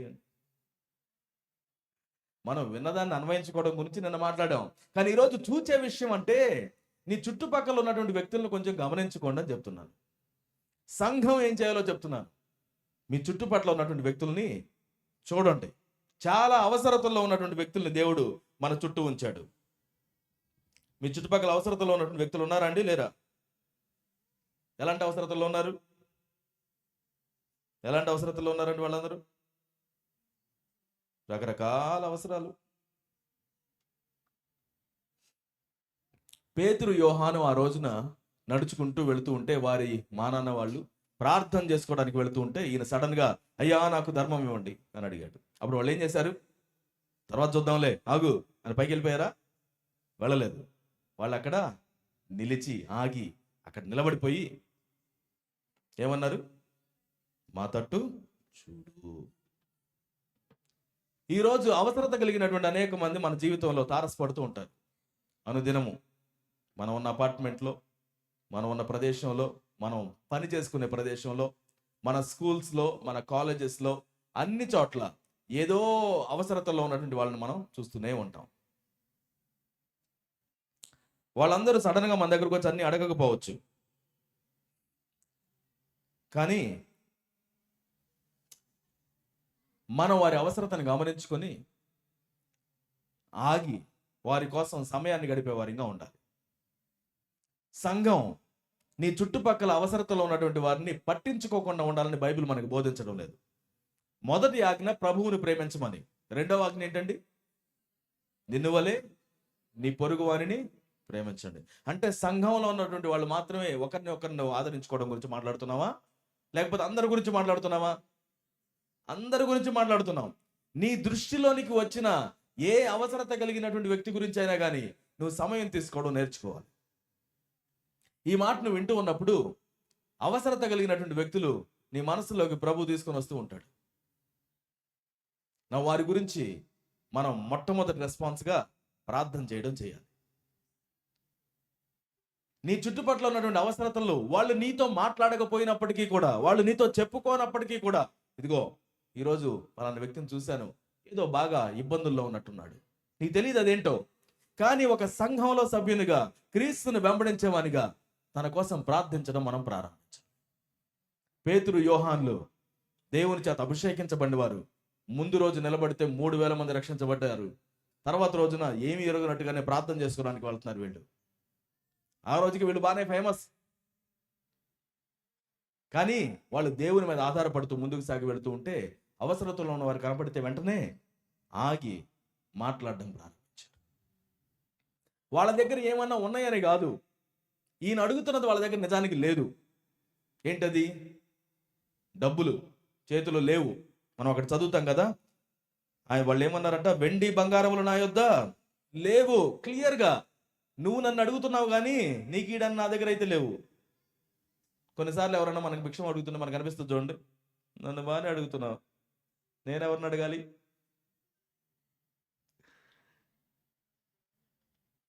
చూడడానికి నేను ఎలా ఉన్నాను అంతే, నా దగ్గర కూడా ఏమి లేవు. ఇప్పుడు ఆయన అన్నారు ఈ మాట, అనిపిస్తూ ఉంటుంది, నా దగ్గర ఏమీ లేవు. ఆ రోజు వాళ్ళ దగ్గర ఏమీ లేవు అనేది వాస్తవం. ఆయన అడుగుతున్నది ఇవ్వడానికి లేవు. అయినప్పటికీ కూడా వీళ్ళు ఎందుకు ఆగారు అక్కడ? ఎవరన్నా నిన్నేమన్నా అడిగితే నీ దగ్గర లేనప్పుడు ఆగుతావు అక్కడ? ఆగగా లేవులే అనుకుంటూ వెళ్ళిపోతావు కదా. కానీ వీళ్ళు ఎందుకు ఆగారు అక్కడ? వాళ్ళు ఏదో కలిగి ఉన్నారని వాళ్ళకి నమ్మకం. ఈరోజు నేను నీకు చెప్పే ఒక విషయం ఏంటంటే, మిగతా వాళ్ళు అడిగే ప్రశ్నలకి నీ దగ్గర సమాధానం ఉండకపోవచ్చు, పర్వాలేదు. వాళ్ళు అడిగేటువంటి ఆ యొక్క సహాయాన్ని చేయడానికి నీ దగ్గర ధనం లేకపోవచ్చు, పర్వాలేదు. వారి సమస్యలో ఏదైనా సలహా ఇవ్వడానికి కూడా నీకు జ్ఞానం లేకపోవచ్చు, అయినా పర్వాలేదు. అక్కడ నిలబడు. దేన్ని బట్టి? వారికి సహాయం చేయగలిగినటువంటి వ్యక్తి, సహాయం చేయగలిగిన నామం నువ్వు కలిగి ఉన్నావు కాబట్టి. నీ అవసరతల్లో దేవుడు నీకు సహాయం చేసినట్టుగా వారి అవసరతలు దేవుడు వారికి ఖచ్చితంగా సహాయం చేయగలుగుతాడని పొందుకున్న నీవు నేను నమ్మకపోతే ఇంకెవరు నమ్ముతారు? దేవుడు నాకు సహాయం చేశాడు అని ఎంతమంది చెప్పగలుగుతారు ఇక్కడ? ఒకవేళ దేవుడు నీకు సహాయం చేస్తుంటే నీ పొరుగు వానికి దేవుడు సహాయం చేయలేడా? నువ్వే చేస్తావా? ఒకవేళ నువ్వు చేయగలిగితే చెయ్యి, కానీ మిగతా దానికి మాత్రం ప్రభువు చేయగలుగుతాడు. కాబట్టి ఆగి వారికి చేయాల్సినటువంటి దాన్ని మనం చేయాలి. మొదటిగా ఆగడం నేర్చుకుందాం. ఏంటది? ఆగడం నేర్చుకుందాం. మనందరికీ చాలా పనులు ఉంటాయి, మన బాధలు మనకుంటాయి, మన బాధ్యతలు మనకుంటాయి. వాటికే మన సమయం సరిపోదు, వాటికే మన సామర్థ్యం సరిపోదు. అయినప్పటికీ కూడా నీ పనులను మాత్రమే నువ్వు చూసుకుంటూ ముందుకు వెళితే అది ప్రభువు యొక్క మనస్సు కాదు అని వాక్యం చెప్తుంది. ఫిలిప్పీయులకు రాసిన పత్రిక 2వ అధ్యాయంలో క్రీస్తు యేసునకు కలిగిన ఈ మనస్సును మీరు కలిగి ఉండాలి. ఏ మనస్సు అది? ప్రతివాడు వాని కార్యములను మాత్రమే చూసుకుంటున్నాడు కానీ తన పొరుగు వాని కార్యములను చూడడు. అయితే దేవుడు తనను తాను రిక్తునిగా చేసుకుని మన కోసం అన్నిటినీ పక్కన పెట్టి దేవునిగా ఉండేటువంటి ఆ గొప్ప గౌరవాన్ని కూడా పక్కన పెట్టేసి మనలాగా దిగి వచ్చాడు. మనకు సహాయం చేయగలగడానికి, మనల్ని విడిపించగలగడానికి. పని లేక కాదండి, సర్వమును సృజించినటువంటి దేవుడు, సర్వాన్ని ఏలేటువంటి దేవుడు, ఎన్నో గొప్ప వాటిని జరిగించేటువంటి దేవాది దేవుడు మనుషుల పట్ల సమయాన్ని తీసుకొని తన యొక్క ప్రాణాన్ని సహితం పెట్టడానికి దిగి వచ్చాడు. మన చుట్టుపట్ల ఉన్నటువంటి వ్యక్తుల కోసం మనం వారిని అదే విధంగా ప్రేమించాలని పిలువబడ్డాం. సంఘమా, ఈరోజు నేను మీతో చెప్తున్నాను ఏంటంటే, ఈ నూతనమైనటువంటి సంవత్సరంలోనికి యొక్క సంఘం ముందుకు సాగుతూ ఉన్నప్పుడు ఆగేవారిగా ఉందాం. పరిగెత్తుతూ మన యొక్క అవసరతల కోసమే, వాటిని తీర్చుకోవడం కోసమే పరిగెత్తకండి. అపవాది ఏం చేస్తాడంటే మనం చేసేదాన్నే మరలా చేసేటట్టుగా, మన అవసరతల కోసం పరిగెత్తే వారిగా పురమాయించి ఇంకా చేయాలి, ఇంకా చేయాలి, ఇంకా సంపాదించాలి, ఇంకా ఏదో చేయాలి, ఇంకా ఏదో చేయాలి అని పరిగెత్తిస్తూనే ఉంటాడు. అందుకే ప్రభువు ఏమంటాడంటే, ఆగండి కాసేపు, ప్రయాసపడి భారం మోయిచున్న సమస్త జనులారా ఆగండి కాసేపు, రండి నా దగ్గరికి. ఆగండి ఆ పరుగులాటను, రండి నా దగ్గరికి. నీ భారం ఉంది కదా, నాకు ఇవ్వండి. సంఘంగా నీవు నేను ప్రభువుని ఎరుగున వారు పరిగెత్తేటట్టుగానే మనం పరిగెత్తుతూ ఉంటే ఏంటి తేడా దానికి దీనికి? ప్రభువుని ఎరుగిన వాడు చింతించినట్టుగానే మనం కూడా చింతిస్తూ ఉంటే, ప్రభువుని ఎరుగినటువంటి వాడు నాకు ఎవరు లేరే అని ఏడుస్తున్నట్టుగా మనం కూడా ఏడ్చేవారిగానే ఉంటే, ప్రభువుని ఎరుగని వాడు తన కుటుంబాన్ని చక్కగా కట్టుకోలేకుండా ఎలాగైతే పతనం చేసుకుంటున్నాడో అలానే మన కుటుంబాలను కూడా మనం చేసుకుంటూ ఉంటే ఏంటి తేడా? ప్రభువుని కలిగి ఉంటే ఏంటి తేడా? మన భారాలను మనం మోసుకుంటూ ఉంటే ఎలా అండి? చిన్నప్పటి నుంచి ఒక స్టోరీ చదువుతూ ఉంటాను. ఆ స్టోరీ ఏంటంటే, ఒక ఆవిడ గడ్డి మోపు మోసుకొని వస్తుందంట. స్టోరీ మీకు తెలిసిపోయింది కదా. ఆ గడ్డి మోపు మోసుకొని వస్తూ ఉంటే ఒక ట్రాక్టర్ పక్కనే వెళుతూ ఆయన చూసి, పాపం ఎవరో ముసలావిడ గడ్డి మోపు మోసుకుంటుంది కదా అని చెప్పేసి, అమ్మా ఎక్కండి నేను తీసుకెళ్తాను అని ఎక్కిపించుకున్నాడట. ఆవిడ తీరా ట్రాక్టర్లోకి ఎక్కిన తర్వాత, అయ్యా అయ్యా చాలా థ్యాంక్స్ అయ్యా, చాలా వందనాలు అయ్యా అని చెప్పి కూర్చుంది. ఈయన సరదాగా ముందుకు వెళ్తున్నాడు. అలాగే కాసేపటికి ఏదో వెనక్కి తిరిగి చూస్తే ఆవిడ గడ్డి మోపు మాత్రం నెత్తి మీద పెట్టుకుని కూర్చుందట. ఇదేంటమ్మా ఇలా కూర్చున్నావంటే, నువ్వేదో మంచోడువై నాకు అవకాశం ఇచ్చావయ్యా, లిఫ్ట్ ఇచ్చావయ్యా, నా భారాన్ని నీ మీద ఎక్కడ పెట్టమంటావయ్యా. ఎంత హాస్యాస్పదంగా ఉంటుందో, ఎన్నిసార్లు విన్నా భలే అనిపిస్తుంది. ఇది ఎందుకో తెలుసా? మనం ఎగ్జాక్ట్గా అదే చేస్తుంటాం. నువ్వు మంచోడువయ్యి ఏదో నాకు ఒక అవకాశం ఇచ్చావు ప్రభువా, ప్రతిసారి నీ దగ్గరకు వచ్చి ఏం చెప్పుకోమంటావు చెప్పు, ఎన్నిసార్లు చెప్పమంటావయ్యా, నిన్ను విసిగించుతున్నాను కదా ప్రభువా, వద్దులే నాయన. ఆయన అంటున్నాడు, ప్రయాసపడి భారం మోయిచున్న సమస్త జనుల్ని పిలుస్తున్నాడండి. మనం ఇంకా ఆయన కుమారులు కుమార్తెలమి. నా కుమారుడు నా దగ్గరకు వచ్చి నాకు ఇది కావాలి అని అంటే భారంగా అనిపిస్తుందండి? బయట వాళ్ళు అనిపిస్తే నన్ను ఎందుకు అడుగుతావు అనిపిస్తుందేమో. ఆయన అంటున్నాడు, సమస్త జనులు అందరూ కూడా నా దగ్గరికి రావచ్చు, నన్ను అడగవచ్చు, ఎలాంటి తారతమ్యం లేకుండా. ఎవరి దగ్గరికైనా మీరు వెళ్ళి ఇదిగో ప్రభువుకి మీ భారం ఇవ్వచ్చు అని చెప్పారనుకోండి, ఖచ్చితంగా నమ్మండి, ఆయన ఆ భారాన్ని స్వీకరిస్తాడని. వాళ్ళలో ఎలాంటి మార్పు లేకుండానే, ఏ మార్పు వాళ్ళ జీవితంలో కలుగక ముందుగానే ఆయనకు ఇదిగో ప్రభువా తీసుకోండి అని అంటే వెంటనే ఆ భారాన్ని తన భారంగా తీసుకునేటువంటి ప్రభువు మన దేవుడు. వాళ్ళు ఇది మారితే దేవుడు చేస్తాడు, వాళ్ళు అది చేస్తే దేవుడు చేస్తాడు. ఇది ఏ కండిషన్స్ లేవు ఇక్కడ. నా యొద్దకు రండి, మీ భారాలను నాకు ఇవ్వండి, నేను మీకేమిస్తాను? అందరం గట్టిగా చెప్దాం, విశ్రాంతి అని చెప్దాం. ఏది కొంచెం బాగా చెప్పండి, చక్కగా గాలి పీల్చుకోండి ఒకసారి. ఎంతమందికి విశ్రాంతి కావాలండి? ఎన్నో ఒత్తిళ్ళు. ఎవరో నన్ను ఇష్టపడాలనే ఒత్తిడి కొంతమందికి, ఎవరూ నన్ను ఇష్టపడలేదనే ఒత్తిడి ఇంకొంతమందికి, అందరూ నా వెనకనే తిరుగుతున్నారనే ఒత్తిడి ఇంకొకరికి, ఏమీ లేవు అనేవాడికి ఒత్తిడి, అన్నీ ఉంటే కూడా తిన్నదరగట్లేదనే ఒత్తిడి, సంపాదన లేదనుకునే వాడికి ఒత్తిడి, ఉన్న సంపాదనని ఎలా దాచుకోవాలో తెలియక ఒత్తిడి. ఒత్తిడి లేనిది ఎవరికి? ఆయన అంటున్నాడు, విశ్రాంతిని ఇస్తానని. సంఘమా, ఈరోజు విశ్రాంతికి అర్థం అనుభవపూర్వకంగా తెలుసా మనకి? అందరూ పరిగెత్తినట్టుగానే మనం పరిగెత్తి విశ్రాంతి లేకుండా మనం జీవిస్తే మనం క్రీస్తుకు మన భారాన్ని ఇచ్చినట్టేనా? గుర్తు ఇదే. ఒకవేళ నీ భారాన్ని నువ్వు దేవునికి ఇస్తే విశ్రాంతి దేవుడికి ఇస్తున్నాడు. ఆ విశ్రాంతి నువ్వు అనుభవించకపోతే నీ భారాన్ని నువ్వే మోసుకుంటున్నావు. అదే ట్రాక్టర్లో కూర్చున్నావు, అదే చర్చికి వస్తుంటాం, భారాన్ని మాత్రం మనమే మోసుకుంటుంటాం. తీసుకొస్తాం, తీసుకెళ్ళిపోతాం. మధ్యలో మార్పు ఏంటంటే ఏడ్చుకుంటూ దేవునికి అప్పగిస్తామని అనుకుంటాం, అంతే. ఏడుస్తాం, అప్పగిస్తాం, మరలా వద్దులయ్యా నేను తీసుకెళ్తాను అని తీసుకుని వెళ్ళిపోతాం. మరలా ఇంటికి వెళ్ళిన తర్వాత అదే మాటలు, అదే పాటలు. ఈరోజు ఒకవేళ నీ జీవితం ఇదే విధంగా కొనసాగుతుందని నీకు అనిపిస్తే ప్రభు చెప్తుంది ఏంటంటే, నువ్వు జ్ఞానం లేకుండా ఉండొద్దమ్మా, నీ భారాన్ని నాకు ఇచ్చేసే. అలానే నీ చుట్టుపక్కల ఉన్నటువంటి వారి భారాన్ని వారు మోసుకుంటూ తిరుగుతూ ఉంటే అపవాది కాడి అది. ఆ భారాన్ని వారు మోసుకుంటూ తిరగాలని అపవాది ప్రేరేపిస్తున్నాడు. దాని నుంచి బయటికి రావడం ఏమాత్రం అపవాదికి ఇష్టం లేదు. దాని నుంచి బయటికి రావడానికి నేను వారికి సహాయం చేస్తానని ప్రభు చెప్తున్నాడు. సంఘంగా నీవు నేను నిలబడాల్సిన అవసరంగా మనం ఉన్నామండి. మనకు అవసరతలు ఉండొచ్చేమో, పర్వాలేదు, అవసరతలు దేవుడు తీరుస్తాడు. మనకి రేపటికి కావాల్సింది ఏంటో మనకి లేకపోవచ్చు, అనుదిన ఆహారాన్ని మా దేవుడు మాకు తీరుస్తాడు. అది చాలదా అండి? ఈరోజు మన చేతిలో ఉన్న రేపేమీ లేదే అనేటువంటి బాధ నువ్వు కలిగి ఉంటే, రేపు నేను ఉంటాను కదా అని దేవుడు అంటున్నాడు కదా, ఆయన ఎందుకు పక్కన పెడుతున్నావు? దేవుడు నిన్ను పక్కన పెట్టేస్తాడండి? నువ్వు పస్తులుంటే చూస్తూ ఉంటాడండి? కాకుల ద్వారా ఆహారాన్ని పంపించిన దేవునికి ఇది అసాధ్యమా నీకు పోషించడం? గట్టిగా ఒక్కుంటాడు తింటావా?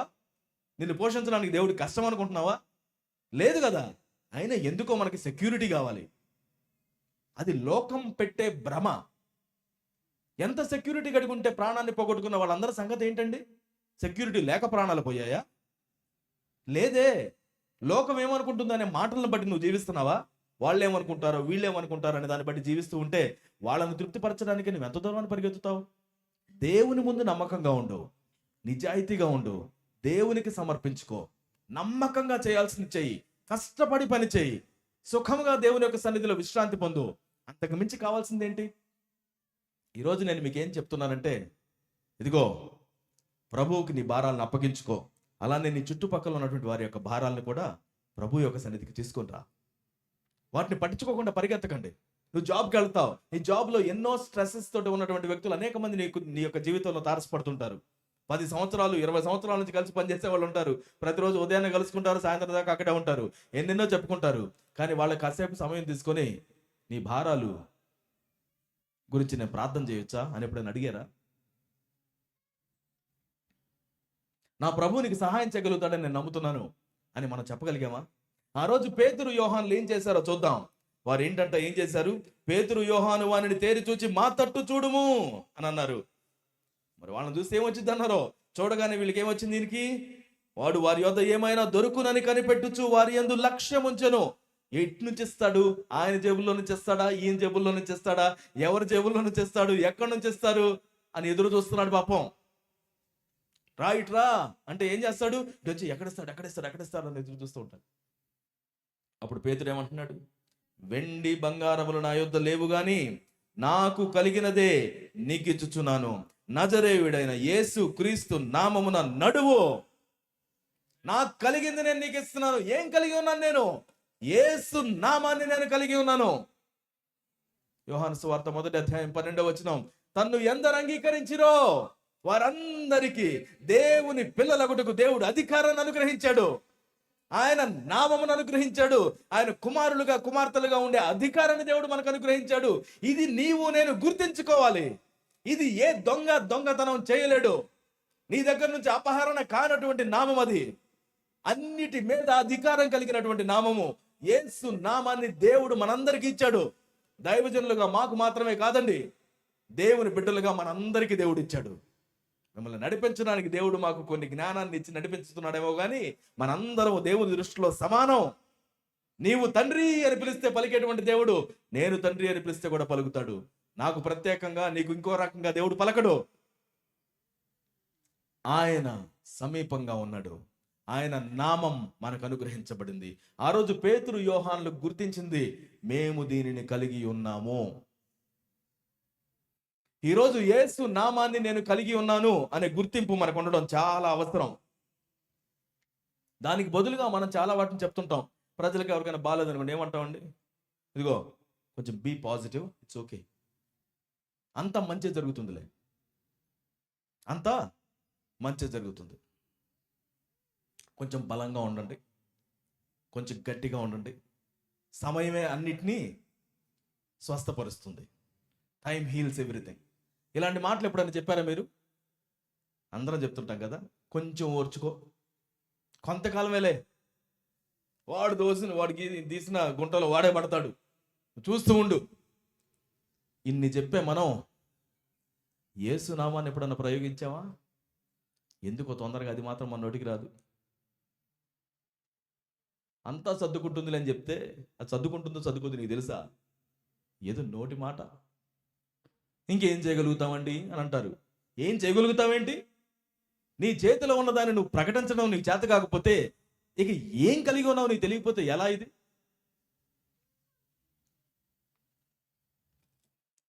సహాయం చేయగలిగిన వ్యక్తి నీ చేతిలో ఉంటే ఆ వ్యక్తికి దగ్గరికి తీసుకెళ్ళవా? ఇదిగో ఈయన కొంచెం అప్పుల్లో ఉన్నాడండి, సహాయం చేయండి అని తీసుకెళ్ళవా? నీకు తెలిసిన ఒక మంచి డాక్టర్ ఉంటే ఆ డాక్టర్ గారి దగ్గరికి వెళ్ళి, అయ్యా ఇదిగో నా ఫ్రెండ్ ఇలా బాధపడుతున్నారండి, వారు కొంచెం సహాయం చేయండి తీసుకెళ్ళవా? అలాంటిది దేవుని దగ్గరికి ఎందుకు తీసుకెళ్ళలేకపోతున్నాం మనం? దేవుడు అంటే మళ్ళా నన్నేదో దేవుడు దేవుడు అంటారు ఎప్పుడు అని చెప్పేసి నన్ను పక్కన పెడతారని అనుకుంటారేమో, లేకపోతే దేవుడు చేస్తాడో చేయడో అని అనుకుంటారేమో. మన దేవుడు వారికి సమీపంగా ఉన్నాడన్న విషయం నువ్వు నమ్మితే దాన్ని తెలియజేయి. నువ్వు కలిగి ఉన్నావని నమ్మితే సంఘమా తెలియజేయండి. యేసు నామాన్ని బట్టి పలకడం మనం చేయండి. యేసు నామాన్ని బట్టి పలకడం చేయాలి. యేసు సహాయం చేస్తాడు. యేసు నీకు సహాయం చేయాలని నేను ప్రార్థన చేస్తాను. యేసు నామములో నువ్వు స్వస్థత పొందుకోవాలని నేను ప్రార్థన చేస్తాను. యేసు నామములో ఇదిగో నీకున్నటువంటి సమస్యలోంచి నువ్వు బయటికి రావాలని నేను దేవుణ్ణి అడుగుతాను. ఆయనకు అసాధ్యమైంది ఏది లేదు అన్న విషయాన్ని నువ్వు మాట్లాడతావు. దేవుడే చూసుకుంటాడు, యేసు చూసుకుంటాడు. దేవుడు అనగానే మనలో ఏ దేవుడు అని అనుకుంటాం. కొంతమందికి ఇది కూడా బాగానే అర్థమైంది ఈ రోజుల్లో. ఒక అలవాటు, అదేంటో తెలుసా? దేవుడిని మాట్లాడతారు కానీ దేవుడు అనే మాత్రమే మాట్లాడతారు. పొరపాటును కూడా యేసు అని చెప్పరు. దేవుడు చూసుకుంటాడండి. ఏ దేవుడు? నువ్వు ప్రార్థన చేసేటప్పుడు మాత్రం యేసు నామములో అడుగుతున్నావు తండ్రి ఆమేన్ అనేస్తాం. కానీ మిగతా సందర్భాల్లో యేసు చూస్తున్నాడు. ఎప్పుడైనా వాడి చూడండి. యేసు చూస్తున్నాడు, యేసు వింటున్నాడు, యేసు నిన్ను తాకుతాడు, యేసు నీ యొక్క బాధల్ని మోస్తున్నాడు, యేసు నిన్ను నీ భారాలని స్వీకరిస్తున్నాడు, యేసు నీకు తోడుగా ఉన్నాడు. మనకు తెలిసిన దేవుడు ఆయనేనండి. దేవుడు అంటే ఎలా ఉంటాడో యేసు మాత్రమే మనకు చూపించాడు. ఎలా ప్రార్థన చేయాలని చెప్తే నా పేరుతో ప్రార్థన చేయండి అని యేసు చెప్పాడు. ఆయన మాటను కనీసం రోజుకు 10 సార్లు అన్న చెప్పడం అలవాటు చేసుకోండి. ఒట్టిగా చెప్పమంటే చెప్పడం కాదు, నీ సంభాషణలో చెప్పండి. యేసుకు నేను ఈరోజు నీ గురించి ప్రార్థన చేస్తాను. యేసయ్యా నాకు సహాయం చేయండి. ఏడుస్తున్నటువంటి కొలిగితోటి యేసు మాకు సహాయం చేయండి అని అడిగి చూడండి. యేసు నామాన్ని ఉపయోగించడానికి ఆదిమ సంఘంలో ఉన్నటువంటి అపోస్తలులు ఏమాత్రం వెనకాడకుండా ఉన్నారు అన్న విషయాన్ని మనం చూస్తున్నాం. ఈరోజు దాన్ని చేసేవారిగా మనం ఉండాలి. చేసేవారిగా ఉండాలి. మొదటిది మనం అన్నాం, చూద్దాం. ముందు అవసరతలో ఉన్న వారిని చూద్దాం. రెండవది చెప్తున్నాను, చెప్పేవారిగా ఉందాం. ఏం చెప్పాలి? యేసు నామాన్ని చెప్పేవారిగా ఉందాం. యేసు నామాన్ని ప్రకటించేవారిగా ఉందాం. యేసు నామం స్వస్థపరుస్తుందని, విడుదల కలిగిస్తుందని, పాపాన్ని తొలగిస్తుంది అని నమ్మేటువంటి వారిగా మనం ఆయన నామాన్ని పలకడం నేర్చుకుందాం. మన వలన అయితే కాదు కదా, యేసు సహాయం చేస్తాడు. యేసు నీకు అధికారాన్ని ఇస్తున్నాడు. యేసు నీకు పరలోకాన్ని వాగ్దానం చేస్తున్నాడు. యేసు నీతో పాటుగా ఉంటున్నాడు. నువ్వు యేసు నామంలో ప్రార్థన చేయొచ్చు అని చెప్పడానికి మనం ఏమాత్రం వెనకాడకూడదండి. ఎందుకని వెనకాడదాం? ఎందుకంటే మనం చేసేది అదే కాబట్టి. నీ కోసం ప్రార్థన చేయడానికి నా పేరు పెడితే దానివల్ల ఉపయోగం లేదండి. యేసు నామాన్ని బట్టి ఉపయోగం. ఎందుకంటే ఆయన అధికారం కలిగినటువంటి వారిగా ఉన్నాడు. నాకు సర్వాధికారము ఇవ్వబడింది అని ఆయన మనకు వాగ్దానం చేశాడు. ఆయన పంపిస్తే వచ్చేటువంటి వారిగా మనం ఉన్నాం. మిమ్మల్ని అందరినీ కూడా, సంఘాన్ని దేవుడు అంటున్నాడు, నా కోసం వెళ్ళండి, నా అధికారాన్ని తీసుకొని వెళ్ళండి, నా నామాన్ని తీసుకొని వెళ్ళండి, దానిని నేను మహిమపరుచుకుంటాను నీ జీవితం ద్వారా. ఇక్కడ కూర్చున్న వారిలో యేసును వెంబడించే వారిగా ఉన్నటువంటి మనం ఆయన నామాన్ని కాకుండా ఒట్టొట్టిగా చిన్న చిన్న మాటలు మాట్లాడుతూ పాజిటివ్ థింకింగ్, మోటివేషనల్ స్పీచెస్ అనుకుంటూ తిరిగితే దానివల్ల ఎక్కడికి వెళ్ళం. మన మీద మనం ఆధారపడి మంచి వారిగా ఎప్పటికీ జీవించలేము. యేసు నామమును బట్టి ఆయనను ఆశ్రయించేటువంటి వారు ముందుకు సాగలుగుతారు. ఈరోజు ఆయన ఆశ్రయించే వారిగా మనం ఉందాం. అండ్ మూడవదిగా, వాళ్ళు చెప్పడం అయితే చెప్పారు, ఏమని? యేసు నామములో నడువు అని చెప్పారు. అంతటితో ఆగలేదు. యేసు నామములో నడువు అని చెప్పేసి వాళ్ళు తిన్నగా వెళ్ళిపోలేదు పైకి. ఏం చేశారు? 7వ వచనం, వాని కుడి చెయ్యి పట్టుకొని లేవనెత్తెను. వెంటనే వాని పాదములను చీల మండలును బలము పొందెను. వాడు దిగ్గున లేచి నిలిచి నడిచెను. నడుచుచు గంతులు వేయుచు దేవునిని స్తుతించుచు వారితో కూడా దేవాలయములోనికి వెళ్ళెను. చాలా మంది దగ్గర వచ్చే ప్రాబ్లం ఇదే. అయ్యా మేము చాలా మందికి ప్రార్థన చేశామయ్యా, కానీ ఏం కలగలేదు. మేము చెప్పామండి యేసునామంలో కూడా, కానీ ఏం జరగలేదండి. యేసునామంలో దెయ్యమా వెళ్ళిపోవని చెప్పాము, కానీ పేడకల్లాలని వస్తున్నాయి. యేసునామంలో యేసు రక్త విజయం, యేసు రక్త విజయం, యేసు రక్త విజయం ఎన్నిసార్లు అన్నా కానీ నా నొప్పి ఏం తగ్గడం లేదు, నా బాధ ఏం పోవడం లేదు. ఇక్కడ ఆయన అంటున్నాడు, విశ్వాసం ఎప్పుడు కూడా క్రియ జరిగిస్తుంది, ఒట్టిగా నమ్మడం మాత్రమే కాదు, లేవనెత్తుతుంది.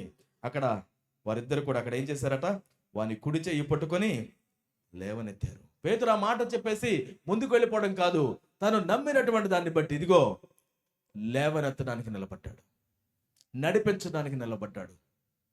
దేవుడు సహాయం చేస్తాడనే నమ్మకంతో వారితో పాటుగా ఉండడానికి నిలబడ్డారు. నీ జీవితంలో తారసపడిన వ్యక్తుల్ని దేవుడే తారసపడుతున్నాడు అన్న విషయాన్ని మర్చిపోకండి. నీ స్నేహితులుగా దేవుడికి ఇస్తున్నటువంటి వారు, నీ జీవితంలో ప్రవేశపెట్టబడినటువంటి వారు యేసుకు ఇంట్రడ్యూస్ చేయబడడం చాలా అవసరం. ఎందుకంటే నువ్వు వారికి సహాయం చేయలేకపోవచ్చు, యేసు సహాయం చేస్తాడు కాబట్టి.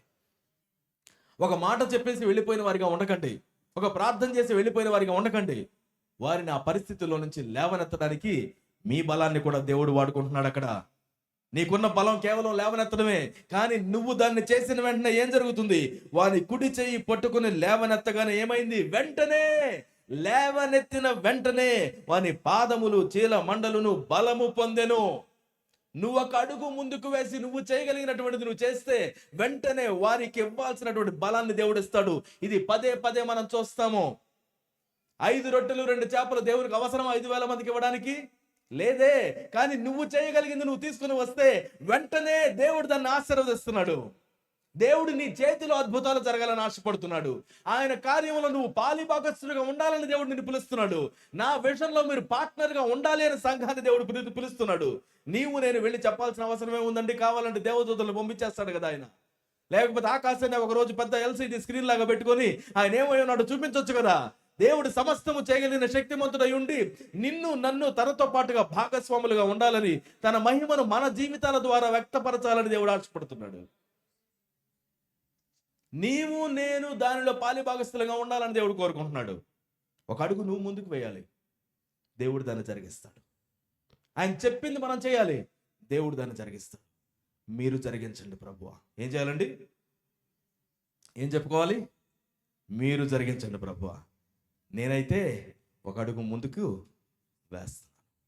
నువ్వు అడుగు ముందుకు వేస్తే మరొక అడుగు ముందుకు వేసేటట్లుగా దేవుడు నీకు సహాయం చేస్తున్నాడు. నువ్వే అయితే నేను నీటిలోకి దిగొచ్చా అని అడిగాడంటే ఒక ఆయన, ఇదే పేతురు గారు.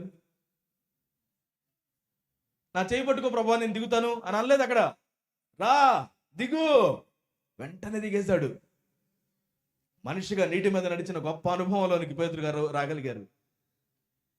నీవు ఒక అడుగు వేయాలని దేవుడు కోరుకుంటున్నాడు. దానికి విశ్వాసం అవసరం.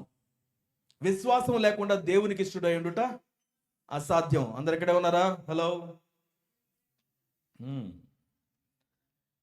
ఈ విషయంలో మాత్రం విశ్వాసం అవసరమేనండి. దేవా నాకు కొంచెం ముందు చూపిస్తే నేను చేస్తాను. నువ్వు చెయ్యి, విశ్వాసంతో చెయ్యి, నేను చేస్తాను. నీ జీవితంలో జరిగించాను కదా, నేను చేస్తాను. ఈరోజు మనం అందరం కూడా అర్థం చేసుకుందాం, మనం ఒక అడుగు ముందుకెళ్ళని దేవుడు కోరుకుంటున్నాడు. నువ్వెవరికైనా సహాయం చేయగలిగినటువంటి విధానంలో నువ్వు ఉన్నావు. అవసరతలో ఉన్న వాళ్ళు ఉన్నారు, వాళ్ళకి నువ్వు 1,00,000 రూపాయలు ఇవ్వలేవు, వాళ్ళకి నువ్వు 100 రూపాయలు ఇస్తావేమో. ఇదిగో నీ ప్రాబ్లం నేను సాల్వ్ చేయలేను, కానీ దేవుడు నీకు దాన్ని సాల్వ్ చేయబోతున్నాను నేను నమ్ముతున్నా. ఈ 100 రూపాయలతో ఇది ప్రారంభం కాబోతుంది, ఇచ్చేయి. ఏం జరుగుతుంది అక్కడ? నువ్వు ఒక అడుగు ముందుకేస్తున్నావు. దానిని దేవుడు మల్టిప్లై చేస్తాడో ఏం చేస్తాడో నీకు అనవసరం. దేవుడు దాన్ని చేయబోతున్నాడు అనే నమ్మకంతో నువ్వు చెయ్యి. అలవాట్లలో రగ్గిపోతూ బానిసత్వపు బ్రతుకుతూ ఉన్నటువంటి వాడి దగ్గరికి వెళ్ళి, ఇదిగో ఏ టైంలో నువ్వు ఆ తాగుడు దగ్గరికి వెళ్తున్నావు, ఏ టైంలో పలానా అలవాటు దగ్గరికి వెళ్తున్నావు, నేను నీతో పాటు ఉంటాను. ఆ రోజున ప్రయత్నం చేద్దాం, కొన్ని రోజులు నేను నీతో పాటు ఉంటాను. దేవుడు నిన్ను దాని నుంచి విడుదల చేయబోతున్నాడు. బట్ నేను నీతో పాటుగా నడుస్తాను. నాకు చాలా భయంగా ఉంది ఈ ప్రాంతానికి వెళ్ళాలంటే. అంటే నేను నీతో పాటుగా ముందుకు వెళ్తాను. నడవండి, ఒక అడుగు ముందుకేయండి. చూడడం, తర్వాత పలకడం, చెప్పడం, యేసునామాన్ని చెప్పడం. మూడవదిగా లేపడం. లేవనెత్తేటువంటి బాధ్యతను దేవుడు మన చేతుల్లో పెడుతున్నాడు. మన అవసరతల కోసం చూసేటువంటి వారిగా మనం ముందుకు సాగాలని కోరుకోవడం లేదు. నీ అవసరతలన్నిటినీ ప్రభువు నెరవేరుస్తున్నాడు. తగిన కాలంలో, తగిన సమయంలో మనకు కావాల్సిన అన్నిటిని దేవుడు వాగ్దానం చేశాడు. అన్నిటిని మనకి ఇస్తాడు ఆయన. దేవుడు నీ ముందు పెట్టిన దాన్ని నమ్మకంగా చేయాలని దేవుడు కోరుకుంటున్నాడు. గాల్లో దీపం పెట్టి దేవుడా అని మనం అనే విధంగా ఉండాలని దేవుడు ఆశపడడం లేదు.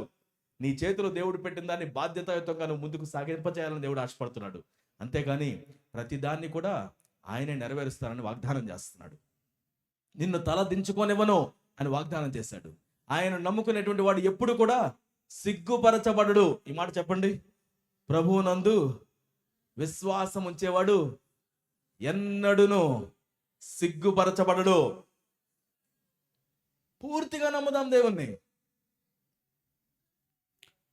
ఈరోజు దేవుడు నీ జీవితంలో ఏం చేశాడో జ్ఞాపకం చేసుకో. ప్రభువు నువ్వు ఎరగక ముందు నీ జీవితం ఎలా ఉంది, ఆయన నువ్వు ఎరిగిన తర్వాత నీ జీవితాన్ని దేవుడు ఎలా చేశాడు అనేది జ్ఞాపకం చేసుకో. ఎందుకంటే దాన్ని మాట్లాడాలి అని ప్రభువు కోరుతున్నాడు. నువ్వు దాన్ని పంచుకోవాలని కోరుతున్నాడు దేవుడు. ఎటువంటి అలవాట్ల నుంచి దేవుడు నిన్ను బయటికి తీసుకుని వచ్చాడు, ఎటువంటి మార్పులను దేవుడు నీ జీవితంలో చేశాడు, ఎలాంటి భారాలను దేవుడు తొలగించాడు, వాటిని నువ్వు గుర్తించాలని దేవుడు కోరుతున్నాడు. సంఘమా, ఈ నూతనమైన సంవత్సరంలో ప్రభువు కోసం నిలబడేటువంటి వారిగా మనం ఉందాం. ఆయన చేసిన వాటిని జ్ఞాపకం చేసుకుందాం.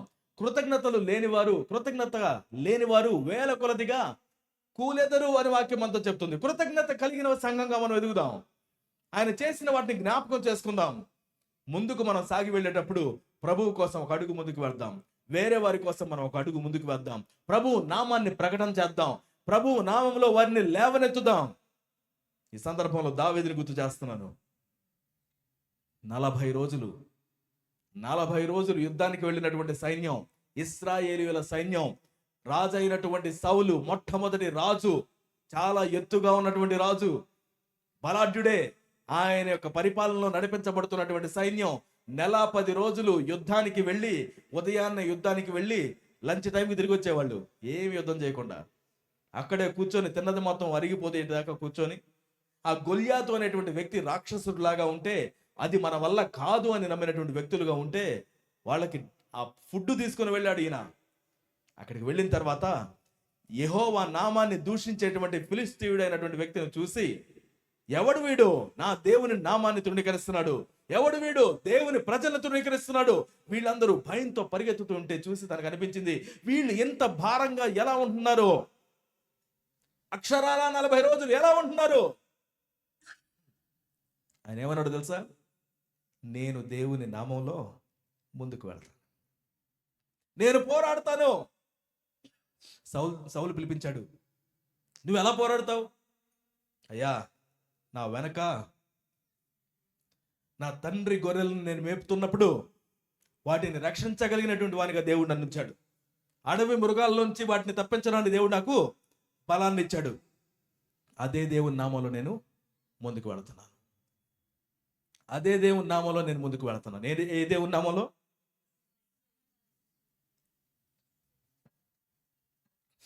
విచిత్రం ఏంటంటే వారందరికీ తెలుసు ఈ నామం.